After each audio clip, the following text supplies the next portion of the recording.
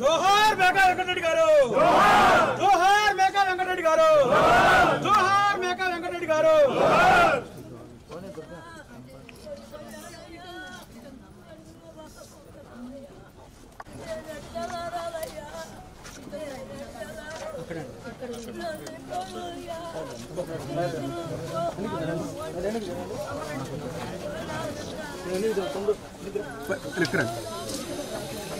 మీరు కొంచెం వెనక్కి వస్తే సార్ మాట్లాడతారు.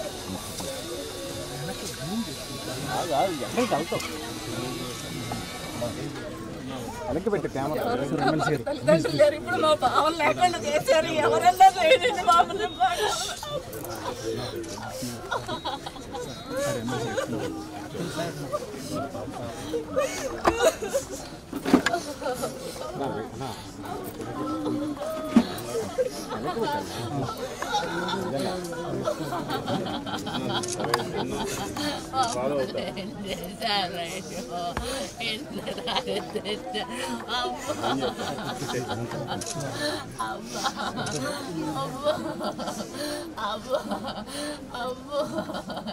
అందరూ వచ్చి ఏం కాదు చూపిద్దాం అన్నారుగా. అబ్బా తీసుకొచ్చావు. అబ్బా రోడ్డు పాలు చేసుకున్నాను అయ్యా. అబ్బా అబ్బా మరి అబ్బా అబ్బా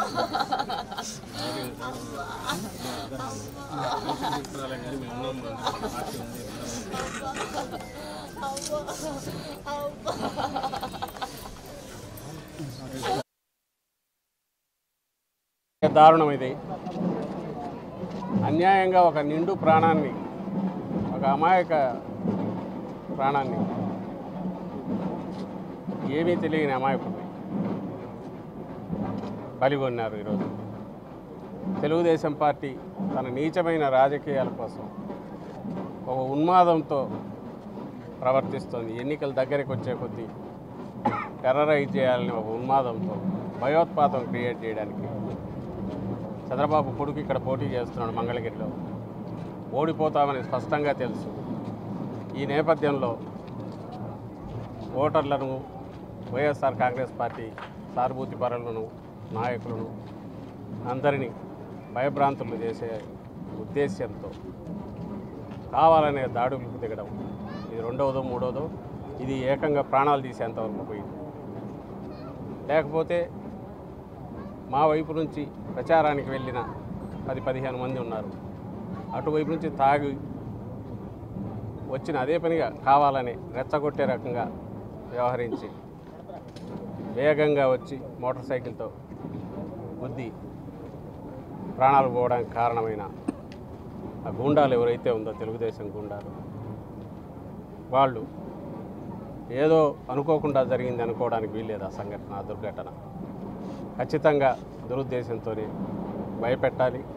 ఓ ప్రాణం తీసుకునైనా సరే భయపెట్టాలని ఈ దాడికి తెగించారు. దీన్ని తీవ్రంగా పార్టీ ఖండిస్తుంది. ప్రజాస్వామ్యంలో ఇలాంటి వాటికి చోటు ఉండకూడదు. అధికారంలో ఉన్నప్పటికీ మేము, అలాగే బలమైన పార్టీ అయినప్పటికీ ఎంత సంయమనంతో, నిగ్రహంతో అనేది నిన్నటి నుంచి పార్టీ కార్యకర్తలు చూసినా లేదా నాయకులు వ్యవహరించి తీరు చూసినా అందరికీ అర్థం కావాలి, ప్రజలు కూడా అర్థం చేసుకోవాలి. బట్ ఈ నిగ్రహంగా ఉండడం అనేది చేతగాంతనంగా ఎవరు అర్థం చేసుకోవద్దు అనేది గట్టిగా హెచ్చరిస్తున్నాం. నిజంగా కన్నెర్ర చేస్తే ఒక్కడు కూడా రోడ్ల మీద తిరగలేడు, తెలుగుదేశం పార్టీ నాయకులు కానీ కార్యకర్తలు కానీ. ఇది పద్ధతి కాదు. కేవలం థంపింగ్ మెజారిటీతో రాబోతున్నాము, వైఎస్ఆర్ కాంగ్రెస్ పార్టీ గెలవబోతోందనే భయంతో వాళ్ళు చేస్తున్న కుట్రలు, వాటికి మరింత ఊతం ఇచ్చే రకంగా వ్యవహరించకూడదని మేము సంయమనంతో ఉన్నాం. దీన్ని చేతగాంతనంగా భావించొద్దని హెచ్చరిస్తున్నాం. అలాగే ఇది ఖచ్చితంగా హత్య. 302 కిందనే కేసు రిజిస్టర్ చేయాలి. వీ డిమాండ్ పోలీస్ అధికారులను కూడా కేసు 302 కింద రిజిస్టర్ చేసి దర్యాప్తు చేపట్టి దోషులను కఠినంగా శిక్షించే రకంగా, నిందితులను వెంటనే పట్టుకొని దోషులను కఠినంగా శిక్షించే రకంగా, భవిష్యత్తులో ఇలాంటి వాటికి ఎవరు దిగాలని భయపడే రకంగా వ్యవహరించాలని అధికారులను కూడా కోరుతున్నాం.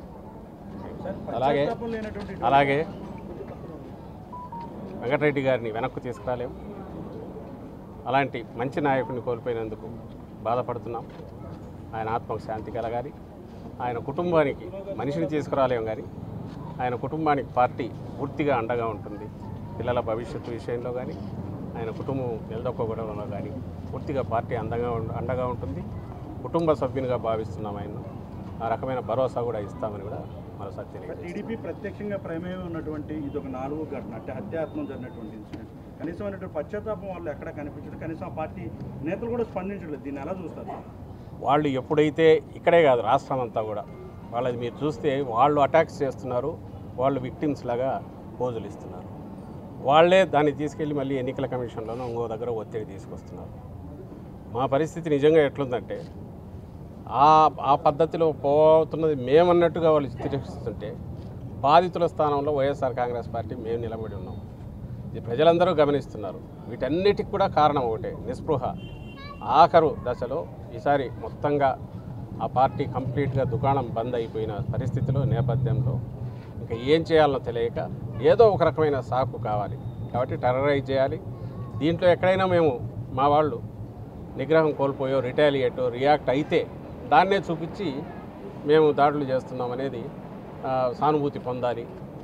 లేదా ఎన్నికల్లో ప్రశాంత వాతావరణాన్ని విచ్ఛిన్నం చేయాలి. ఆ రకమైన ఏదైనా శవాల మీద పేలాలు వేరుకునే రకమైన మనస్తత్వం కలిగిన తెలుగుదేశం పార్టీ దీన్ని కూడా దిగజారుతోంది. అందులో భాగంగా ఇది మరీ అన్యాయమైంది. ప్రశాంతంగా నిజంగానే ఎవరైనా గమనించవచ్చు. 15 మంది మా వాళ్ళు ఉన్నారు. వాళ్ళు 4, 5, 6 వాళ్ళు వచ్చితే వాళ్ళని వెంటబడి తరమని కొట్టడం పెద్ద కష్టం కాదు. కానీ వీళ్ళ ఉద్దేశం మా వాళ్ళదేమో ప్రశాంతంగా ఎన్నికల ప్రచారం చేసుకుంటున్నారు, డిస్టర్బ్ చేయొద్దని రిక్వెస్ట్ చేశారు. ఎవరి ప్రచారం వాళ్ళు చేసుకోవచ్చు.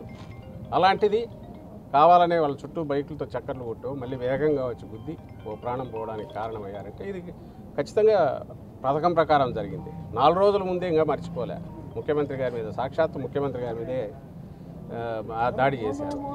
దాడి చేశారు.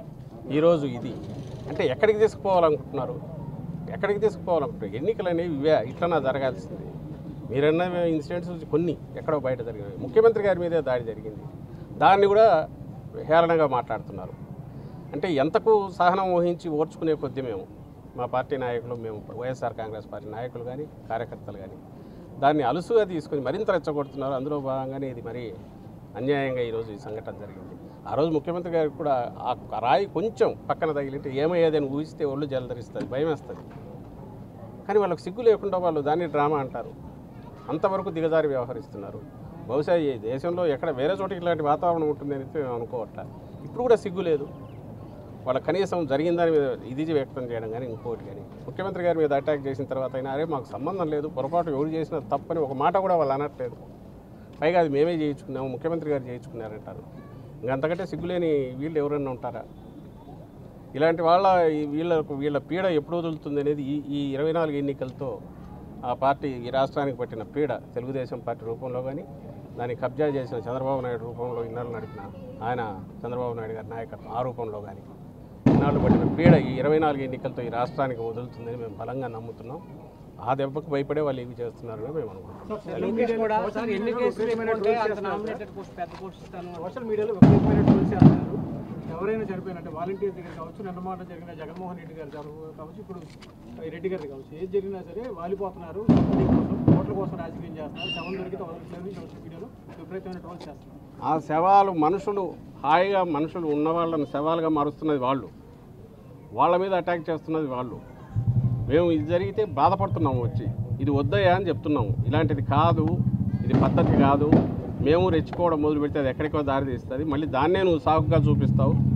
ఎన్నికలు సరైన దీంట్లో జరగట్లేదని దానికి ఇంకోదానికి ఏదో తీసుకెళ్తావు, ఇంకోంటే గవర్నర్ దగ్గరికి పోతావు, ఇంకోటి దగ్గరికి పోతావు అని తెలుగుదేశం పార్టీకి దాన్ని ఏమంటారు దండం పెట్టి మరీ చెప్తున్నాం ఇది పద్ధతి కాదని.